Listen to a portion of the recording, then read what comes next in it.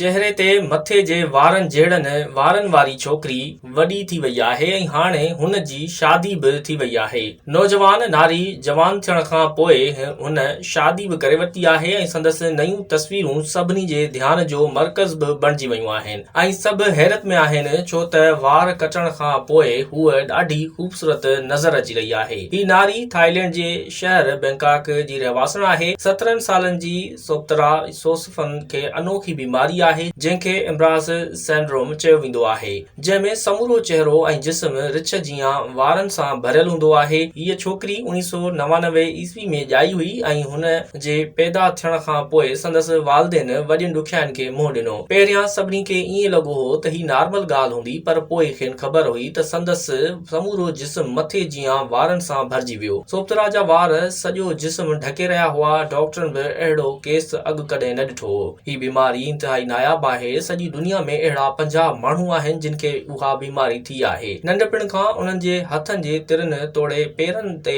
वार फुटंदा आहिनि ऐं जिस्म खां सवाइ चेहरे ते बि वॾा वॾा वार उभरी ईंदा आहिनि। पोइ डॉक्टरनि संदसि बीमारी सुञाणे वरिती। ही बीमारी गैर मामूली आहे। हिन बीमारी में वारनि जी वाध वीज घणी थींदी आहे। उहो DNA ऐं ओच ते तब्दीली जे करे थी सघे थी। सोप्तरा सोसफन जो नालो 2010 ईस्वी में आलमी रिकॉर्ड जो हिसो बणायो वियो हो। लेजर थेरेपी ज़रिए संदसि वार कढण जी कोशिश कई वई हुई, पर फ़ाइदो न पियो हो। हिन नारी पंहिंजे वारनि सां ज़िंदगी गुज़ारण सिखी वरिती हुई। खेसि ख़बर पइजी चुकी हुई त उहो मर्ज़ लाइलाज आहे ऐं हुन इन वक़्तु पंहिंजो चेहरो साफ़ करायो जॾहिं हू वॾी थी वई। पोइ हुन जे बॉयफ्रेंड मोहबत निभाईंदे साणसि शादी करे वरिती ऐं हाणे उहे तस्वीरूं इंटरनेट ते अची वयूं आहिनि जंहिंमें संदसि चेहरो बिना वारनि जे नज़र अचे थो। ही पहिरियों भेरो आहे जॾहिं खेसि बिना वारनि जे ॾेखारियो वियो आहे। हाणे खेसि हिकु जीवन साथी बि मिली चुको आहे।